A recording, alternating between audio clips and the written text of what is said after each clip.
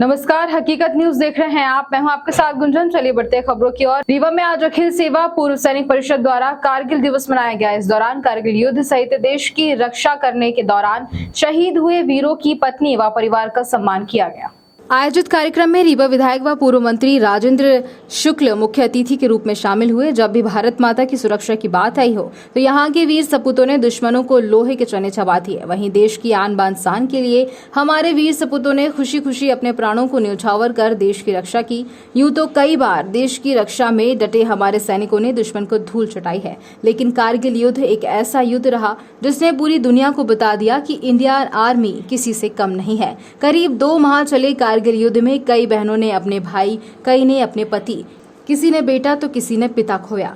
रीवा के भी 3 लाल कारगिल युद्ध में शहीद हुए थे। उन वीर शहीदों की याद और उनके सम्मान में पिछले 24 सालों से कारगिल दिवस मनाया जा रहा है और शहीदों के परिजनों को सम्मानित किया जा रहा है। हमारे यहाँ की सेना का मुकाबला कोई नहीं कर सकता है, लेकिन जब सरकार भी उसी प्रकार से मजबूती के साथ आंख में आंख डाल के बात करे और इस मंत्र के साथ काम करे कि हम तुम किसी को छेड़ेंगे नहीं, लेकिन कोई यदि हमको छेड़ेगा तो हम उसको छोड़ेंगे भी नहीं, ये सेना चाहते हैं। और ये कहने में किसी को संकोच नहीं होना चाहिए तो मोदी जी के नेतृत्व में ये ताकत हमारे सेना के नौजवानों को प्राप्त हुई है, उनका हौसला बढ़ा है। जो हमारे पूर्व सैनिक हैं उनके लिए भी 1 रैंक 1 पेंशन जैसी लंबी पेंडिंग निर्णय भी करने का काम सरकार ने किया है और इसलिए एक ताकतवर देश के रूप में हमारा देश उभर के सामने आया है। अब कोई हमको छेड़ने की हिम्मत नहीं कर सकता है। ये वास्तव में श्रद्धांजलि है उन लोगों के लिए जिन्होंने अपनी जान गंवाई।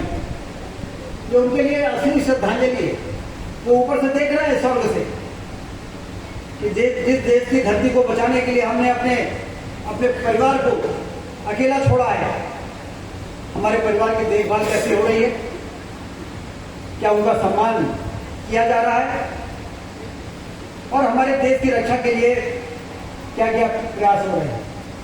उनकी आत्मा तृप्त हो जाती है जब वो ऊपर से देखते होंगे जब देश को छेड़ने की हिम्मत कोई नहीं कर पा रहा है।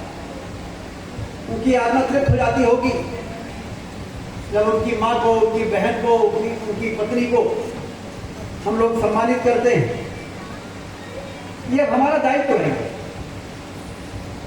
और इसलिए मैं सैनिक कल्याण बोर्ड का अभिनंदन करता हूं कि आप जब तक सेना में रहे तब तक उधर सेवा की और इधर संगठन का काम करके और पूर्व सैनिकों की सुविधा में कोई कभी ना आने पाए। अभी आदरणीय तिवारी जी कह रहे थे शौर्य स्मारक बनना चाहिए, गेस्ट हाउस बनना चाहिए और उसके लिए जमीन से लेके और वो तो गौ सेवा की भी बात कर रहे हैं। मैं अभिनंदन करता हूँ। हमने बेसहारा गायों के लिए सड़कों में घूमती हुई गौ माताएं, ये चलती फिरती देवियां हैं, ये कोई जानवर थोड़ी है। 33 करोड़ देवी देवता जिसके शरीर में वास करते हो और कोई को भरोसा ना हो तो इससे समझ ले कि कौन सा ऐसा प्राणी है इस धरती पर जिसका मल मूत्र पूजा में उपयोग होता। बाकी प्राणियों के तो मल मूत्र को देख के लोग दूर भागते हैं। अकेले गौ माता है, गोवंश है, जिसके मल मूत्र को लेके हम पूजा में रखते हैं। इससे बड़ा प्रमाण और कुछ हो सकता है क्या? उसकी शुद्धता का, उसके ईश्वरत्व का इससे बड़ा प्रमाण और क्या हो सकता है? और जिसके उत्पाद से दुनिया भर के चीजें बनती हैं। गोबर के पेंट की बात कहा आपने, फिनाइल की जगह डोनाइल की बात कहा आपने। खैर, गोबर की खाद से यदि हम खेती कर दें तो तमाम तरह की जो अनाज उससे पैदा होगा उससे हम सबका स्वास्थ्य बेहतर होगा। और इसलिए हमने पहले लक्ष्मण बाग में 600-700 बेसहारा गायों को व्यवस्थित करने के लिए जगह बनाई। जिनके बेटों ने, जिनके पतियों ने देश की सीमा की रक्षा करने के लिए अपने प्राणों की चिंता नहीं की और अपने आप को बलिदान करने का महान काम किया है। अपने लिए तो सभी जीते हैं, अपने लिए तो कीटों पतंगे भी जीते हैं, लेकिन असली जीना तो उसे कहते हैं जो देश के लिए जीना सीखे। और वो 3 लोग जो कारगिल विजय दिवस में शहीद हुए हमारे रीवा जिले के, 527 लोग जो पूरे देश के, और अभी तक जितने युद्ध हुए हैं हमारे देश की रक्षा करने के लिए वीर जवानों ने, उसमें से हमारे रीवा जिले के अकेले रीवा जिले से 36 ऐसे वीर रहे हैं जिन्होंने शहादत दी है। ऐसे लोगों को जब हम याद करते हैं तो हमें अपनी जिम्मेदारी का एहसास होता है। एक ये लाइन है जो हमें झंझोड़ती है अंदर से, जो हमें अपने कर्तव्य का बोध कराती है। पूजे न गए शहीद तो फिर ये मंत्र कौन अपनाएगा, तोपों के मुंह से कौन अकड़ अपनी छातियां अड़ाएगा, चूमेगा फंदे कौन, गोलियां कौन वक्ष पर खाएगा, अपने हाथों अपने मस्तक को फिर आगे कौन बढ़ाएगा।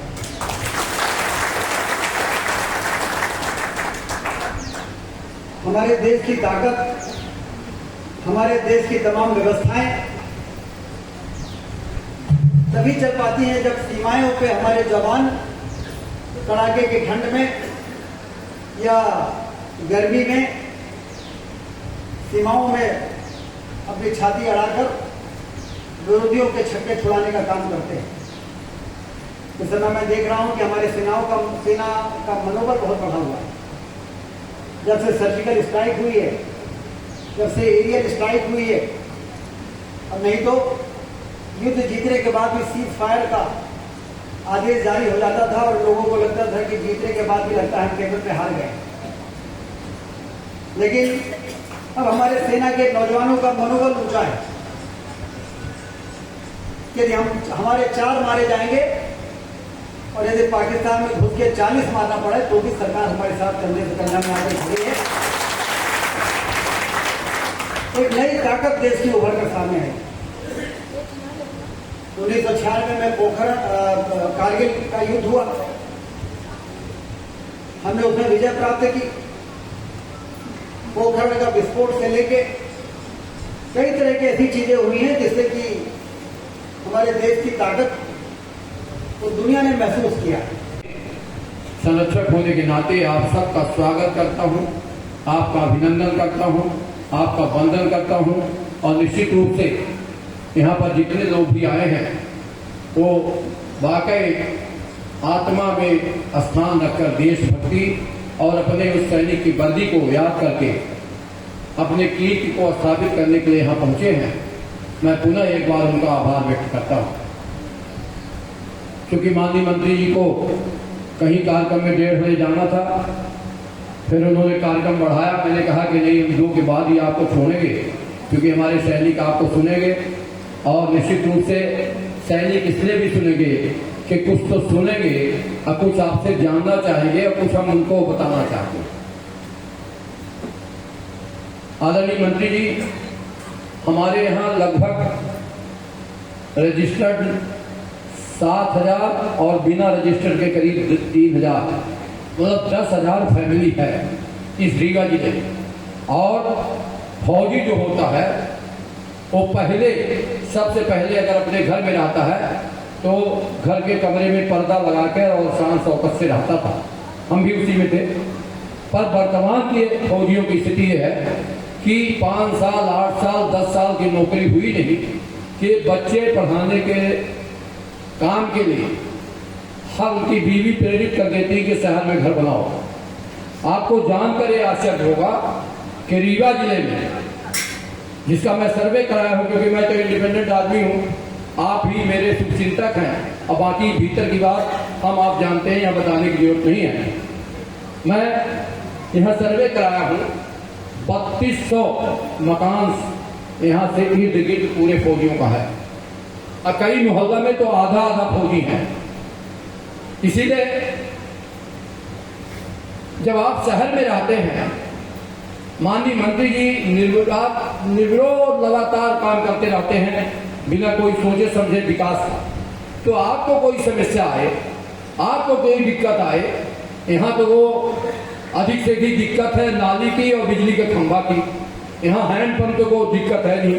गाँव है, हम लोग गाँव में राजनीति करते हैं तो देखते हैं कि एक बोझा अर्जी आ जाती है। घर त्योथर और अन्य जगह की समस्त इकाइयों के समस्त पदाधिकारीगण, हमारे जिले के पदाधिकारीगण, आदरणीय सदस्यगण, हमारे मातृशक्ति और मीडिया के प्रभारी और जो बहनें इस कार्यक्रम को 4 चांद लगा रही हैं, जिसकी वजह से इस कार्यक्रम में और सुंदरता आ रही है, उसको निखार आ रहा है, ऐसी बहनों का आज हार्दिक स्वागत और वंदन कर रहा था।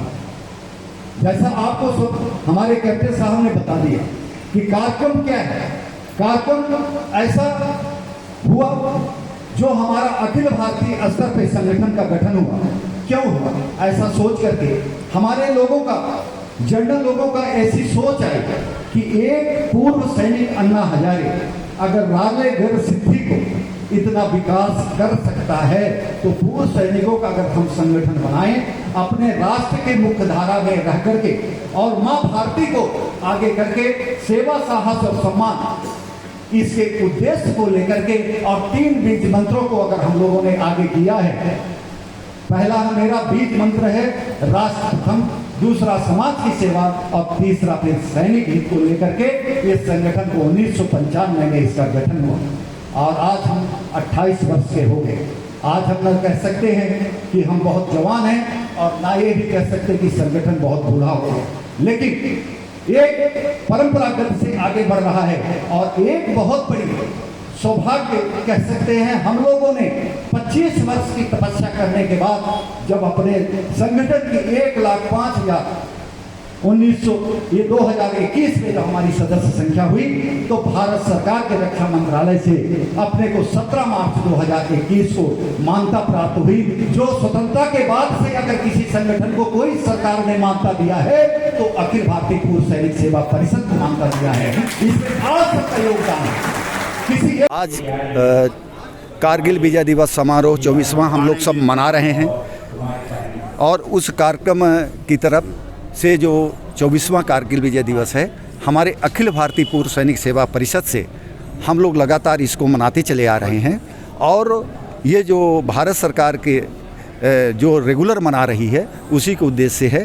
इस युद्ध में विकट परिस्थितियों में, अब विषम स्थिति में हमारी सेना ने अपने साहस और पराक्रम को दिखाया और हम लोग 2 महीने के कम समय में हम इस विजय को ऐतिहासिक रूप में प्राप्त किया, जो विश्व का ऐसा युद्ध था जो आज तक कोई देश ने नहीं लड़ा था और हमारी भारतीय सेना ने इस गौरव को प्राप्त किया। उसी के उपलक्ष्य में उनके सम्मान में और उन शहीदों के श्रद्धा सुमन अर्पित करने के रूप में हम सब इस कार्यक्रम को मनाते चले आ रहे हैं और हमेशा उनको मनाते हैं। इस युद्ध में हमारे विंध्यधरा से रीवा जिले के 3 वीर सपूतों ने अपना बलिदान दिया।